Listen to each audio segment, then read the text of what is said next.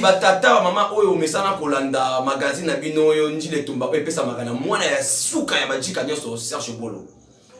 Asper Mazumbu et comme sous na bosala bolamu na bango ya kolongola salité pe bosoto na quartier na bango quartier 7 B7 parce que na quartier 7 salité za souté ba telemi ya kolongola bango et ça les esengo na Richard Lwemba Madongo Zulu Diento Maria la reine d'Ingambote moi si a pembe pourquoi pas sorti to Molali Santiago bolanda élément oyo à suivre suivez cet élément. Oui, les pionniers de B7 Diento Maria Makambabou ezalaka te na Njili mais est commis avec Bana Mazumbu. Bango moko bado sala musana bango bénévolence akutu bazwa prime to action moko ya maboko ya l'état mais bango ba osala yango. To sengi na batu nso bandaka bango bandaka Njile Tumba bana poto surtout to Moladi Santiago bienvenue vanga sele botala ba jeune oyo ba ko sala musala bango kitoko na 7 bino ba bokenda bozwa pe 1 franc 2 francs botinde la bango ba sumata ba gant et ça la ka bien Madongo Zulu béton na béton Diento Maria botala vraiment et ça la kitoko pona boy ezala ka te vraiment Moussoukou Binteki boyo ka jeune oyo interview. Merci nous avons ma chaîne qui travaille de aussi pena jeunesse à l'élo ça pour travail ça travail pour développer au moins ma chaîne qui travaille ça salon et ça la bien la vie à beaucoup ce qui salité ça permet na yo ça bon nzambe te ça de diable donc nzambe ngane soin on bon na pour travailler mais na comprendre était ba gouvernement ya l'élo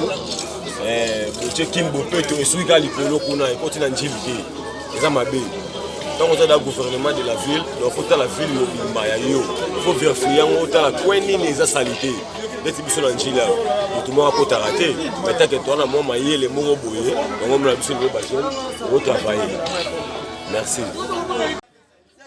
Oui, papa Jantiningo Bilayo ne mokonzi ya ville ya Congo ya Kinshasa mobimba tala ba jeune oyo Mazumbu ba ko sala musala mango bénévolant to sengi na gouvernement na congolais ba o ba mona makambo yo bo soutenir bango et ça la kapena bien comme na ba jeune oyo bénévolant sans appui sans bongo moko boya bit lucratif ezate mais ba sala musala mango kitoko. Oui, et ça là sous bien comme on a ba jeune oyo to sengi na ba président ba quartier na ba chef de quartier batala ka musala oyo ingénieur Seda Mampuya tala ka makambo ko sala makitoko vraiment bana Luanda Gigi Sodi na Winda Shikwanta botala makambo et ça là ka vraiment bien na Njili Shai Mbengi ba téléphone belé et ça là ka vraiment bien comme on a biloka boye kitoko vraiment. Oui, Richard Lwemba ya Metiol yoni ya ba leki aimé Lwemba mais botala makambo ko sala ma vraiment participer mawa na makambo ya Sony.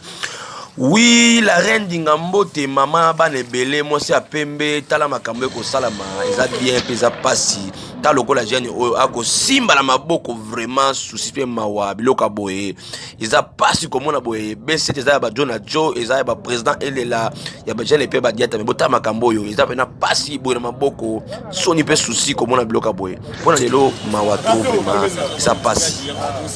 Zizi Makengo tala ba leki na yo kuma ba osala musala botala bango eza bien komona biloko aboye to sengi na bino ba ya B7 bozwa bango en charge bo soutenir bango na ba bot na ma nyonso o basala misala ta ba rato bo somela bango et ko sala vraiment bien makasi jili kia Congo Zulu Madongo Zulu beton na beton yo makambo tala awa vraiment eza pasi pona boye pona ngai na leli na kiyanzi ange marma keremanya. Merci la baye banso bolanda ki magazine na bino Njile Tumba o epesa baki na Serge Bolo na bandi ya kopesa mbote na balandi banso balanda ka Njile Tumba Serge Tomo na Paris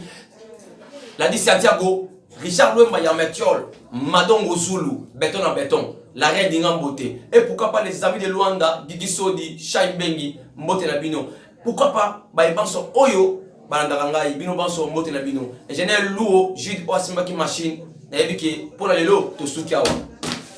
Lobby